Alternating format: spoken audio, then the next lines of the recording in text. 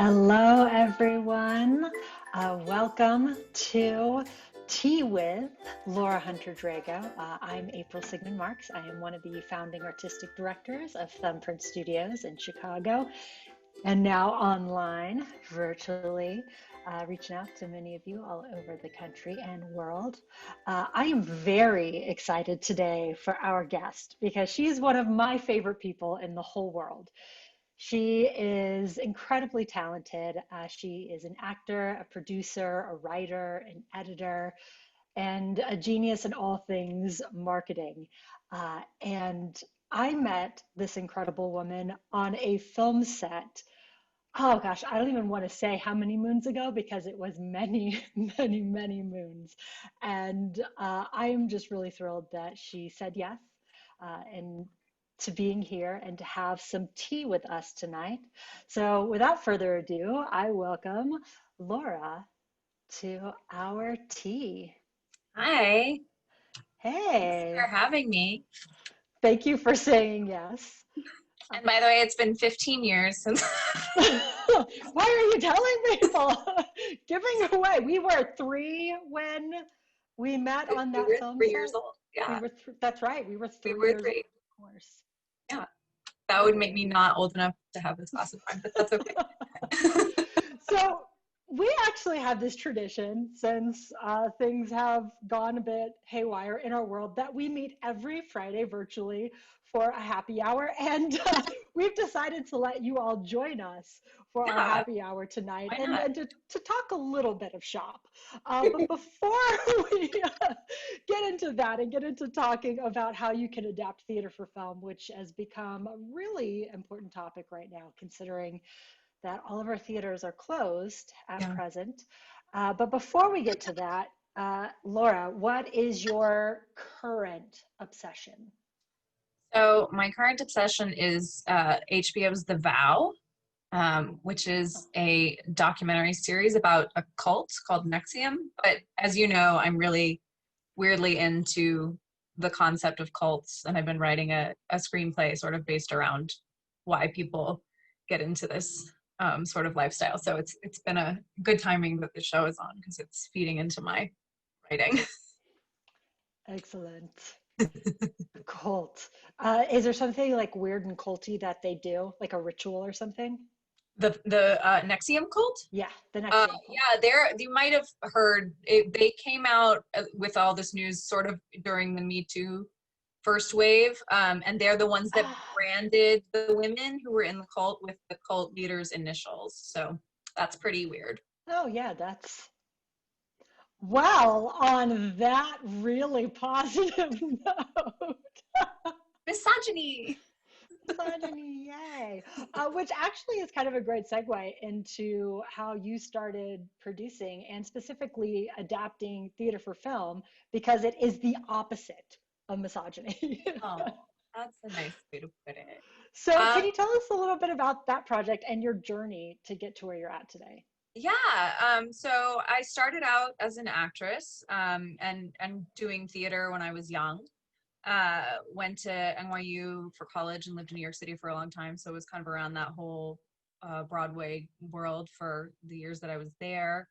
And then moved to LA, started doing more film stuff, got frustrated, as everyone does with the audition scene, and wanted to start creating more opportunities, not only for myself, but for other women. I was the assistant editor-in-chief of a website called Ms. in the Biz, msinthebiz.com, which has a lot of great resources if you want to check it out. And they have always been really focused on getting more women both in front of and behind the camera, and that kind of inspired me to create this all-female made film called To the New Girl, which came out on August 11th of this year. And it was originally a play, so that's why we're discussing adapting theater for film. Oh, awesome. So, theater for film, where does one start?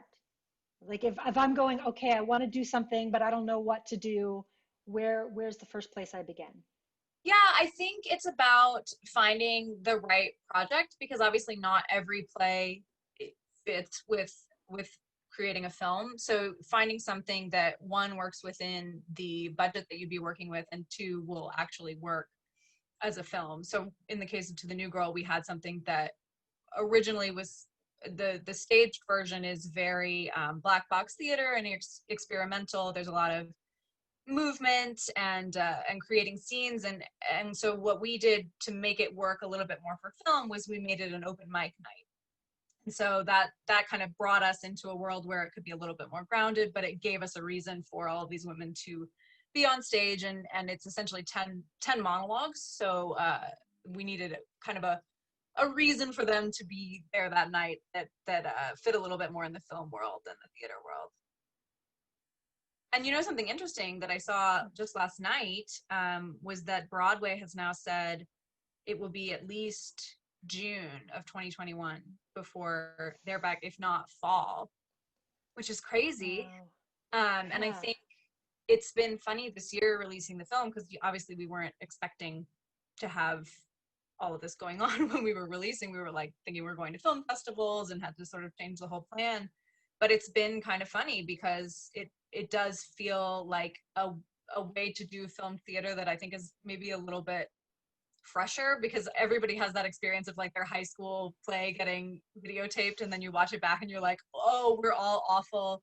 This is like the boringest thing I've ever seen, because it's, you know, it's like set up on a tripod and there's no movement of camera. You're not using the camera to your advantage. You're just sticking it there and straight filming the piece, which I think is a mistake a lot of people make when they're trying to film it as is. You've got to meet yourself kind of halfway between the theater and the film medium. What are some of the things that you did with your experience in film and your experience in theater to find that happy medium?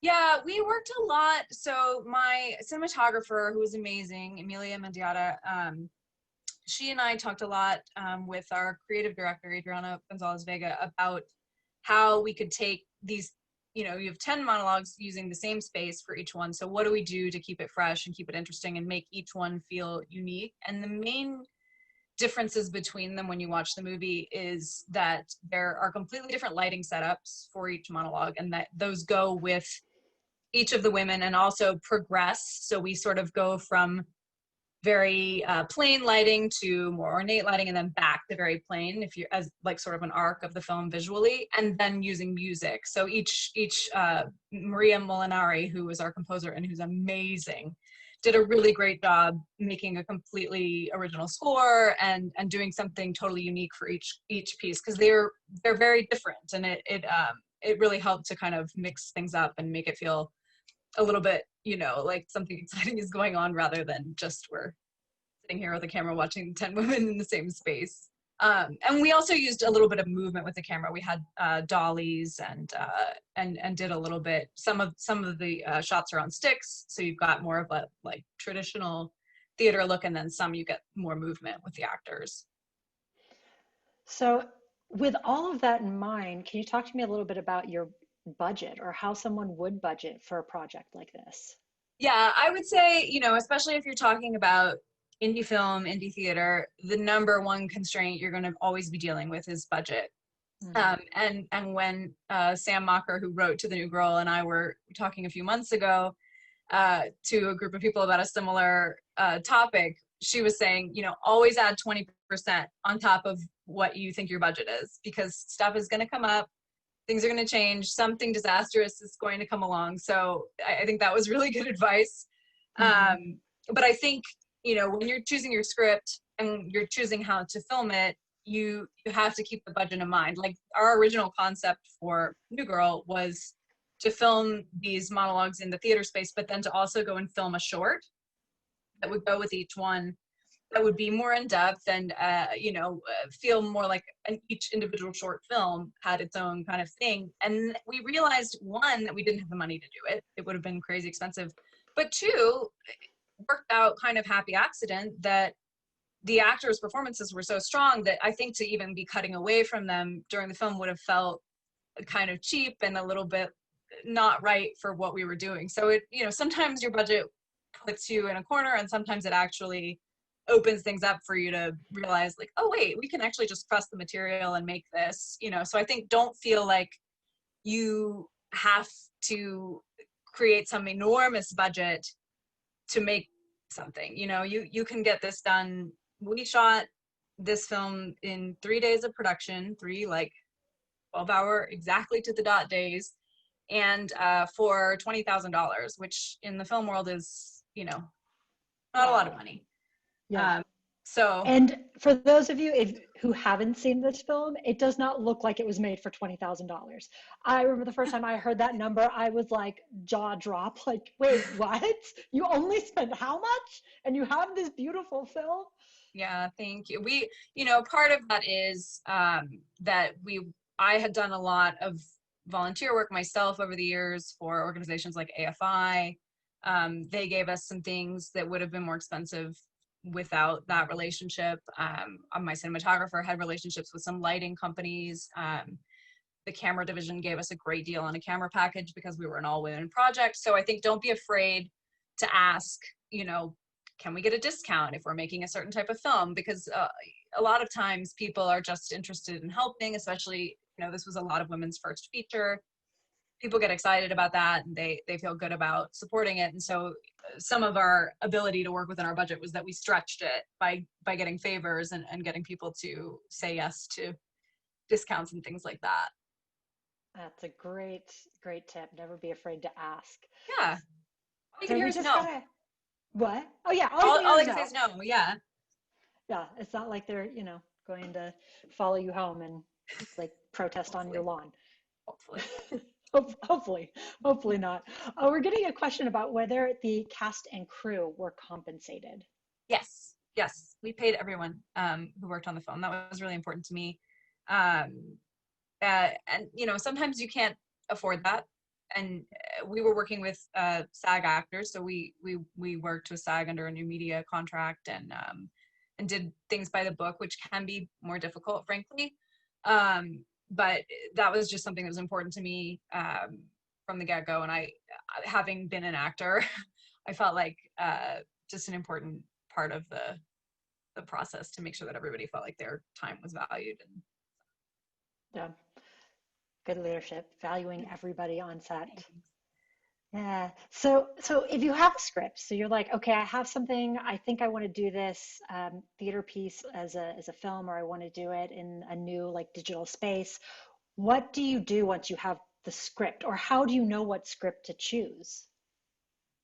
I think it depends on what you want the film to look like, and if you're just taking something and kind of direct, like let's say you have the set, like a show that closed on Broadway, that the set is still sitting there right now. There's nothing to do with it. You've still got all the equipment, the lights, the actors. Theoretically, in fact, I was just seeing somebody on Twitter talking about this. Like, there's probably something to be said for a lot of those productions going and paying their actors and their crew to create a film version of it, because if we're going to be waiting a year and a half to open, that's a different thing. And I would say that that's probably something that comes out feeling similar to the Hamilton that came out on Disney Plus this summer, where you're filming the show as it is, but they also used like dollies and the close-ups, and so it wasn't just that like kind of removed, your high school theater film Yeah. that I think everybody dreads when they think about like, oh, this idea that film theater kind of loses whatever that live power is. And I think, there is a little bit of something that gets lost. One of the ways we tried to combat that was that we actually did film the reverse side with an audience, and we had a small audience, which was sort of a joke because this is like an open mic night for women who are upset about their exes, and we were saying like maybe a lot of people really wouldn't actually come to the live version of this, and so it's a little funny to have a sparse audience. But I do think just cutting back and forth helps remind people that like this is live, like there are people watching this and it's being consumed, so not just like the what's happening on stage is not the only thing that you have to film.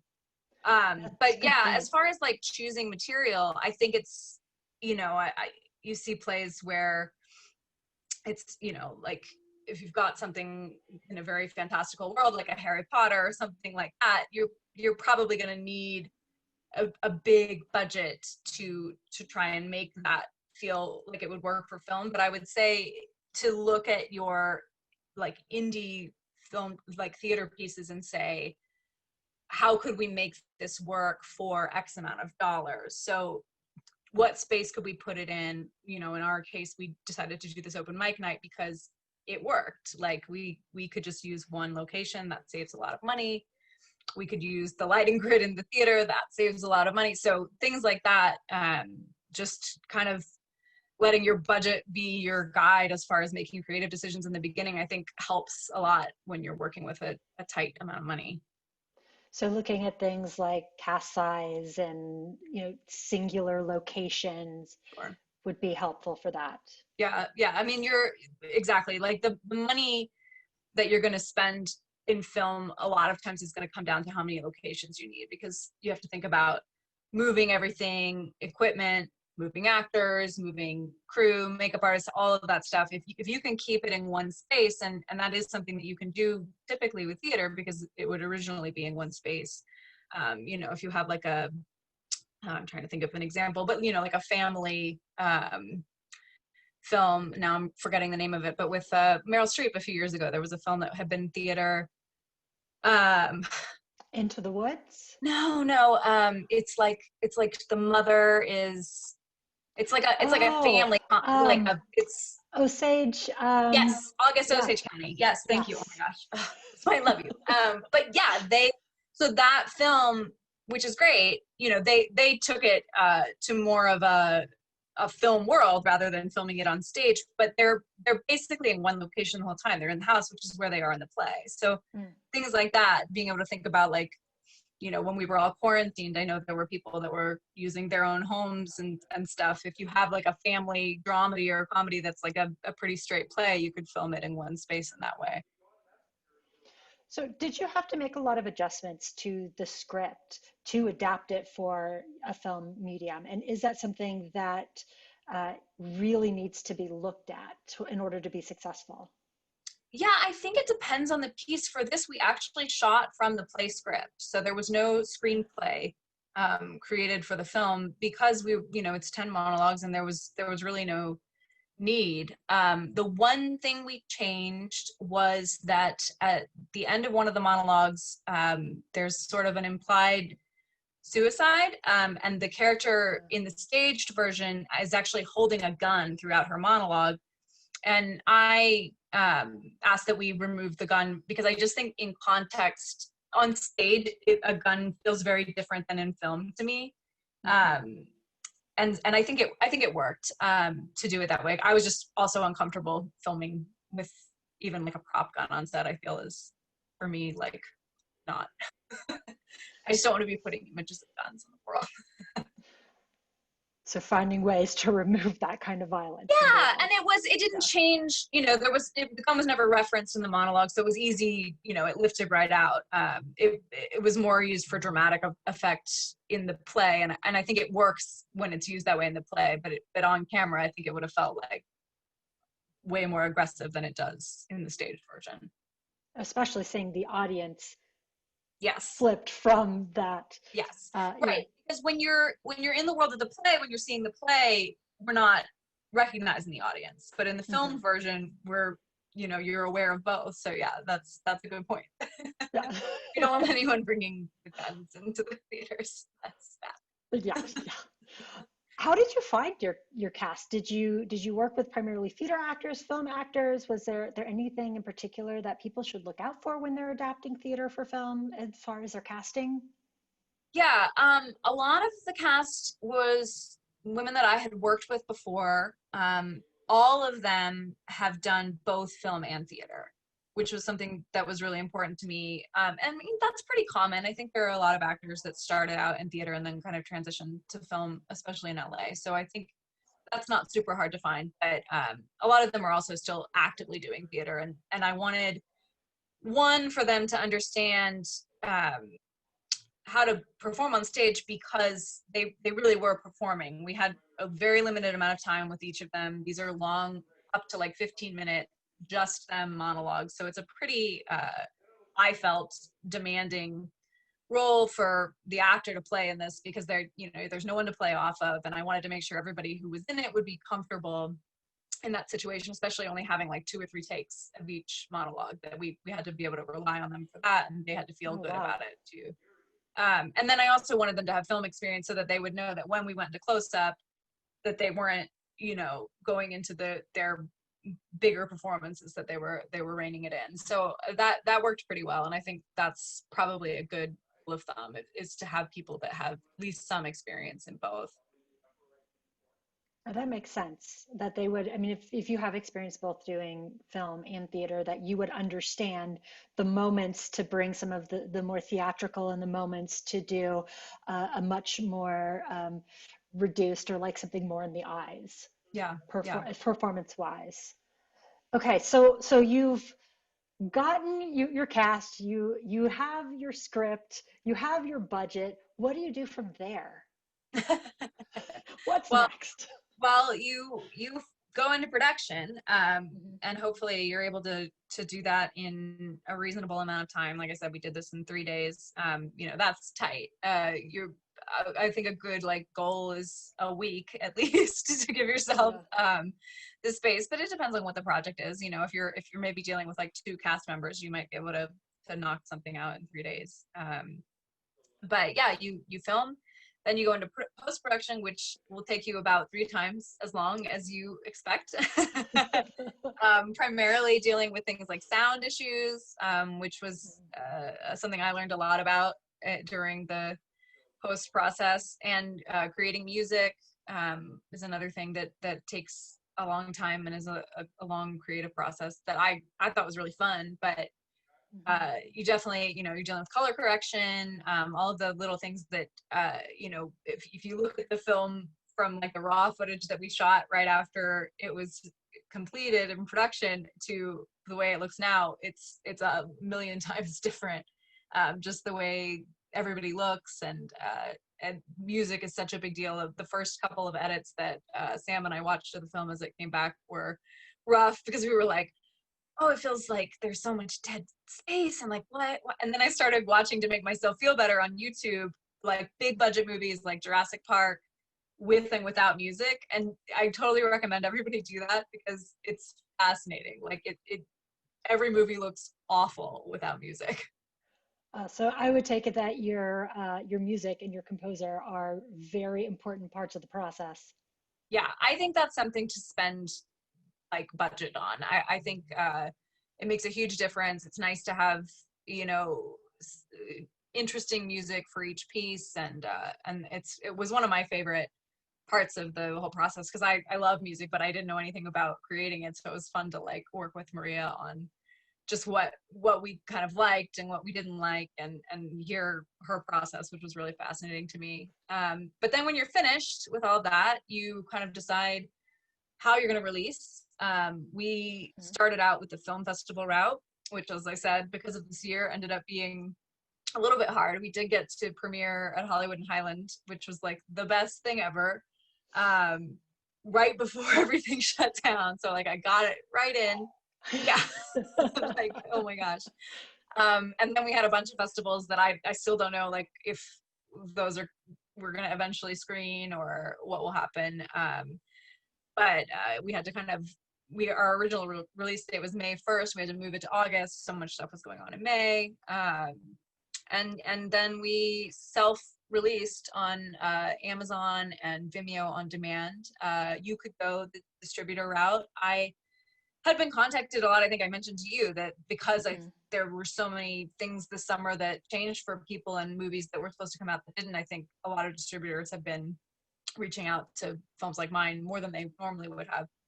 And I, for myself, had heard so many horror stories from friends that had gotten distributors that took their film that then decided to either shelve it forever, so no one would ever see it, or just weird things that would happen, that I felt like, this was a small enough project that we used a Kickstarter to fund a lot of it. We were sending copies to those people, and I felt like I really just want people to see it, more than I'm worried about a distributor or getting a check up front type, and that's just totally how much money you feel like you want to or could make on it, and to like your personal preference for what you want to see the film do and whether you want to have control of it. I mean, I think self-distribution is difficult, and it takes, I happen to know about marketing, so I wasn't as worried as I think some people might be, but you know, you're doing a lot of legwork, but quite frankly, when you get a distributor, you end up doing a lot of legwork too. So it's like,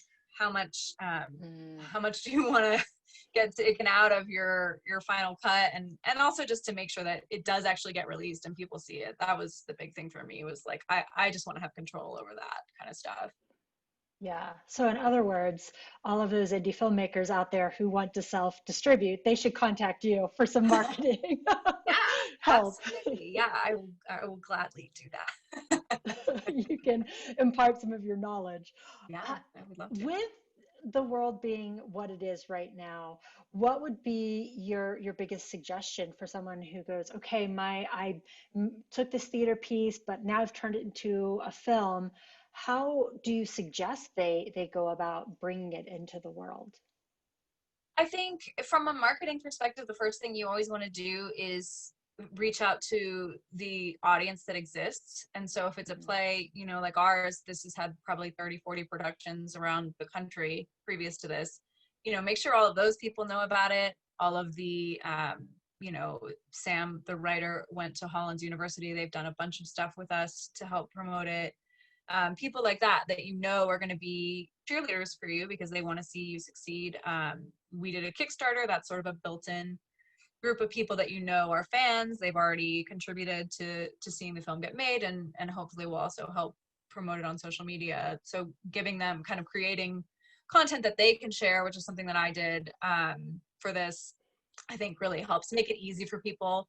You know, if it's just clicking a couple buttons, a lot of people will do that. I think people like the idea of sharing that they helped make a film, even if it was that they donated some money to have it be made. I think that's, you know, let people brag a little bit about whatever their part in the project was, and make that a simple thing for them to do. And then I think also, you know, utilize the time that you're in. People are craving live theater right now, and that has been something that we've leaned into. When I even do Instagram ads, things like that, is I'll make sure that we're kind of hitting all of those fans of Broadway, fans of community theater, things like that I think might enjoy the film. You really just want people to find the film that are going to love it more than anything else. And I think if you kind of keep that in mind, rather than think, oh, I need every person in the world to see this. Well, you don't. I mean, and they're not going to. But if you can find the people that like really love it and really connect to it, that's so rewarding. And you hear back from them how much it meant to them, or you know, that they were really excited about it. And that's, you know, that's why we're doing this stuff. So yeah, I mean, I think my best advice is like, just kind of throw yourself into it. If you have something that you think could work, try it. Wow. Well, it sounds like overall you have a theme of lifting people up and collaborating. That it sounds like you're considering your Kickstarter group, that anyone who donated is like a collaborator. That, you know, collaborating with you know, women both in front of and behind the camera, having like a really like close working relationship with your composer and with your editor.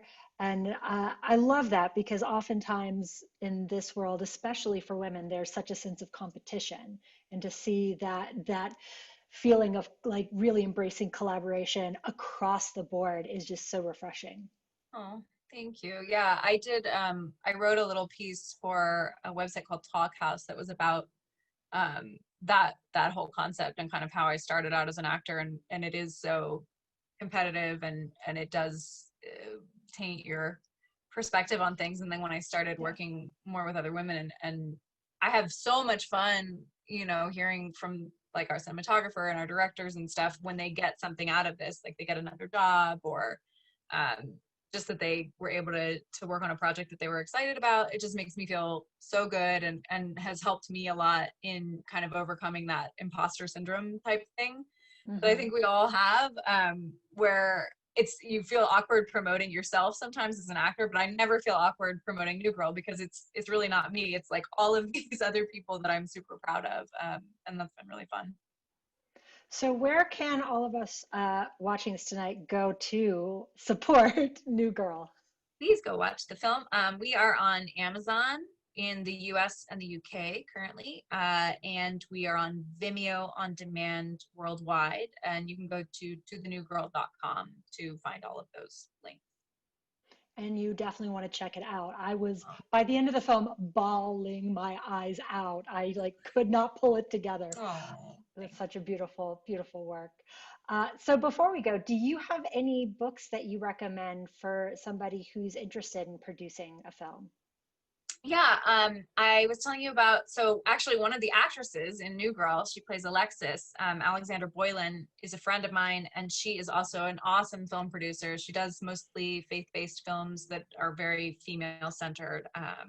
And she wrote a book called Create Your Own Career in Hollywood, and it's got amazing information. She started out as an actress as well and has really built herself up in producing and has done a great job. So she's got a ton of great tips. So I would definitely recommend her book.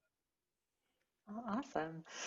And do you have anything that is you cannot leave without hearing this? Or you have to do this when you're producing your first work? I mean, I think I just hope that people feel a sense of empowerment, and just if you have something a piece that you've been working on that you think would make a great film, just do it, just start talking to people that that might make a good director for the film, or someone that that might be a great sound designer, or someone that that does music, that might build a collaborative tribe, and a lot of things will start to happen for you. But I think especially this year, when I think there's this tendency that a lot of people are having, and I know I'm having it too, to kind of stagnate and wait for this period to be over to sort of start something new. I think don't wait. You can always be working on something and making something, even if you can't shoot it right now. Be in pre-production, just take the leap, and I think good things come out of that. So take the leap.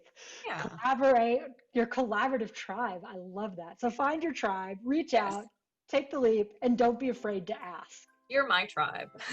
Oh, you're my tribe.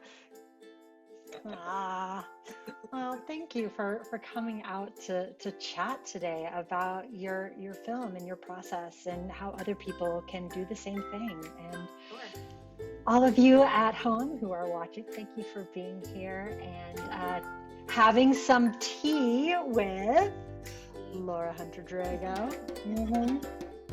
Get back next week with us, as we have another guest who will be here to talk about some industry stuff.